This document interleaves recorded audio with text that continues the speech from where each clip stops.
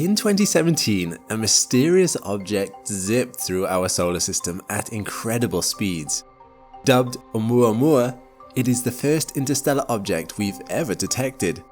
But by the time we realized it was in the neighborhood, it was already on its way out. And with limited data, we aren't actually sure what it is or where it came from. Now, several research groups believe it is worth sending a mission after it. But with Oumuamua over 6 billion kilometers away already, is it even possible to catch up? And even if we could, would there be easier ways to satisfy our curiosity? I'm McColgan and you're watching Astrum. Join me today as we explore the big questions Oumuamua left in its wake, what mission scientists are proposing to catch up with it, and how we're planning to be more prepared next time an interloper flies by. We've done a couple of videos on Oumuamua before, but if you're new, here are some basics you need to know. Oumuamua was first discovered by the Pan-STARRS 1 telescope in Hawaii. The name actually means a messenger from afar arriving first in Hawaiian. It's thought to be about 100 to 1000 meters long, and it is most likely shaped like a disc or cigar shape. What really elevated Oumuamua from an observational curiosity into a bona fide mystery, however, was what happened when it passed by the Sun. Oumuamua passed its closest point to the Sun on the 9th of September 2017 at a brain-melting 87 kilometers per second, but when it headed back into space, it didn't slow down like normal. Scientists watching it detected an inexplicable burst of acceleration, counteracting the pull of the Sun's gravity. Rob Warwick, who is credited with the discovery, said, "Its motion could not be explained using either a normal solar system asteroid or comet orbit. Comets are leftovers of the formation of planetary systems, which can be ejected from their home star's orbit by a gravitational kick. They also speed up when passing close enough by stars due to the volatiles in them melting and being released as gas and dust. So if we'd seen Oumuamua giving off this same outgassing, there would have been no mystery. But as we've touched on in another video, Oumuamua didn't show any characteristics of outgassing. No coma and no tail. Readings from the Spitzer Space Telescope also indicated it was at least 10 times shinier than a typical comet. A few weeks after its discovery, a fierce debate quickly erupted among scientists. Was this an asteroid, a comet, or something a little less natural? An artificial creation? Proof of alien life? We don't know. But we do know it came from very, very far away. To find Oumuamua's home star system, astronomers traced its path back over millions of years. It seems to have come from the direction of the star Vega in the Lyra constellation. Scientists found 4 possible home stars Oumuamua could have come from, some as far as 81 light years away. But there haven't been any definitive answers on its origin story yet. And now it is over 6 billion kilometers away, moving at 26 kilometers per second towards Pegasus, about as far as Voyager 1 was when it snapped the famous pale blue dot image. Even if Oumuamua is not a piece of alien technology, it holds importance as the first confirmed interstellar object to enter our solar system. So it is no surprise that scientists want to take a closer look at it. We noticed it only 40 days after it passed its closest point to the Sun, but by then it was already 33 million kilometers from Earth. We sent ground and space telescopes into overdrive trying to answer the questions surrounding it before it escaped our grasp. But 2 months later, by mid-December, it was already too faint and fast-moving to be studied by even the largest ground-based telescopes. With limited data and more questions than answers, some researchers believe the only way to learn more about Oumuamua is to send a mission after it. However, catching up to Oumuamua is a significant challenge for 3 main reasons. The first obstacle is gaining enough speed to catch up. Oumuamua is over 6 billion kilometers away and careening through space at 26 kilometers per second. No chemical rocket that exists today can reach that speed, making a rendezvous difficult. And once we've caught up to Oumuamua, the second challenge is decelerating enough to actually study it. If we don't slow down, we'll shoot right past it and won't be able to collect any scientifically useful information.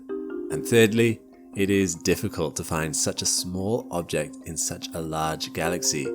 Remember, Oumuamua is just 1,000 meters long at most, tumbling through the vastness of interstellar space.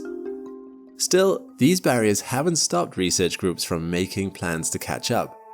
While accelerating to the speeds necessary to catch up with Oumuamua is difficult, it can be achieved through the use of gravity assist from other planets. The most famous examples of a solution come from Project Lyra, launched by the Initiative for Interstellar Studies. They've presented two different trajectories we could send a probe on. The first requires three distinct changes in velocity. First, we accelerate the probe out of Earth's orbit and send it towards Jupiter. Once at Jupiter, the probe slows down enough to fall towards the Sun. Less energy is required to do that from here than from Earth, as Jupiter's orbital velocity is less than half of Earth's. And as our probe approaches the Sun, it's traveling at its fastest. At this point, the rocket engines ignite to give it the biggest acceleration possible for the amount of fuel carried, a technique called a solar orbit maneuver. By harnessing a solar orbit maneuver in this way, researchers predict their probe will shoot out of the solar system at over 70 kilometers a second. While that is definitely fast enough to catch up with Oumuamua, there are still a couple of problems with this plan. Such a close approach to the Sun requires a heat shield to protect the probe. The good news is that the tech for such a shield exists, as the Parker Solar Probe used something similar. The bad news is that it weighs 72 kilograms, putting a limit on payload mass. Next, sending a probe from Earth to Jupiter to the Sun and back out to Jupiter to be sent out in the right direction is quite a long trajectory. There's actually a shorter way to do it. And finally, this plan requires using maneuvers that have never been carried out in a real mission before, giving it a low technology readiness rating. Plus, if you've seen my video about falling into the Sun, you know just how hard it is to do so. There is, however, another way to catch up to Oumuamua. The second trajectory proposed by Project Lyra is as follows. Launch from Earth, swing around Venus and Earth, conduct a deep space maneuver to reorient the probe, swing by Earth again, then use a gravity assist from Jupiter to catapult our craft towards Oumuamua. This plan doesn't require a heat shield, is a much shorter trajectory, and will result in a slower final speed of our probe as it heads into interstellar space. This would make it easier to decelerate on approach to Oumuamua and allow for better data capture. Project Lyra has identified at least two viable missions with launch dates between 2030 and 2033, and an arrival at Oumuamua at 2048. One of Project Lyra's mission designers, Marshall Eubanks, feels a mission to Oumuamua is inevitable. After all, researchers are crafting proposals for missions to planets of other solar systems, but even 100 years from now, Oumuamua will still be much closer than those destinations. But could there be a better way to get the data we want? What if we could have anticipated Oumuamua months in advance, rather than after it had already passed by?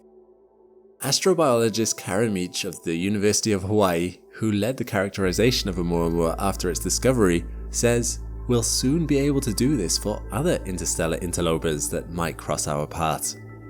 NASA estimates that an interstellar interloper similar to Oumuamua passes through the inner solar system once per year. Since they're so small, they are hard to spot. Until now. The Vera C. Rubin telescope, set to become operational next year, would be able to spot these objects a whole 3 months before the telescope that detected Oumuamua. What's more, it will get busy building the Legacy Survey of Space and Time, a database of 2 million images taken over a decade. This data will be ideal for identifying changes in the night sky, including the trajectory of comets and asteroids. A 2023 paper estimated that the LSST could find up to 70 Oumuamua-like objects per year. Another initiative to better understand interstellar objects is ESA's Comet Interceptor mission, set to launch in 2029. It will park a probe in space for up to 3 years, while waiting for a comet or an interstellar object to fly by. It'll then spring to life at the right time and carry out a close-range flyby to build a 3D map of the object. It will be the first ever mission launched with an unknown target.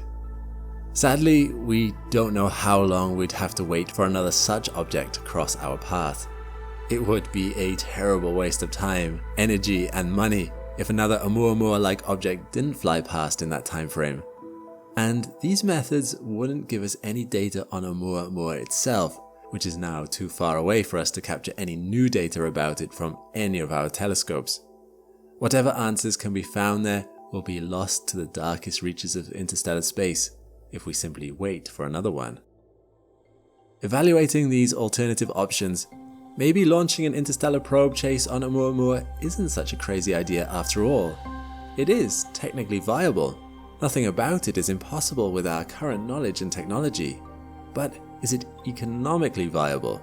Space missions require many resources: time, money, materials, brains, etc. Perhaps it is better to just let Oumuamua's answers go, trusting that, whether alien or interstellar object, if it happened once, it will happen again, and our solar system will eventually be greeted by its next interstellar visitor. Ultimately, it all comes down to, what is the price we are willing to pay to scratch the itch of our curiosity? Researchers at Project Lyra are certainly considering the investment. Is it worth it? That's the terrible, captivating irony of it all. Unless we take the gamble, we'll never know. I've told you no one knows what caused Oumuamua to accelerate past the Sun, but I didn't tell you that we know of 6 other objects that have shown similar non-gravitational acceleration. They are called dark comets, and 6 have been discovered so far. Are they Oumuamua's cousins, or is this sheer coincidence? Watch this video to find out. The sun shines brightly in the sky, a beacon visible to everyone. But for us humans, being similarly visible isn't always a good thing. It's worrying what people can do if they have enough information about us, from elaborate email phishing attempts made to look authentic, to harassment and stalking. I've seen loved ones who almost fell for some of these because a hacker managed to get a hold of a single password and got into their emails. But the sponsor of today's video, Delete Me, can keep us in the shadows when we need to be.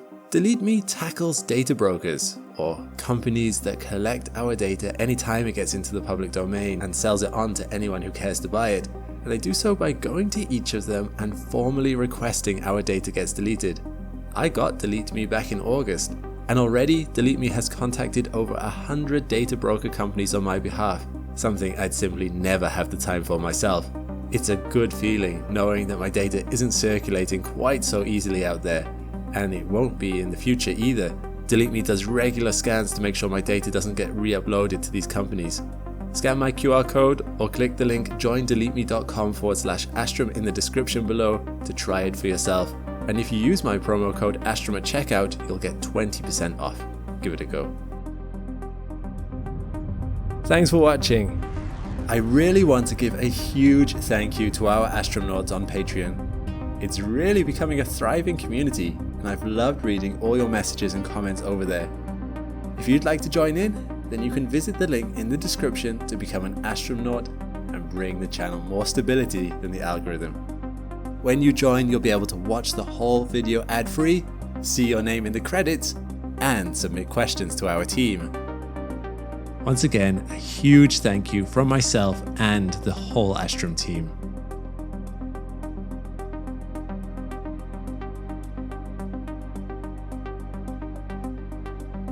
Meanwhile, click the link to this playlist for more Astrum content. I'll see you next time.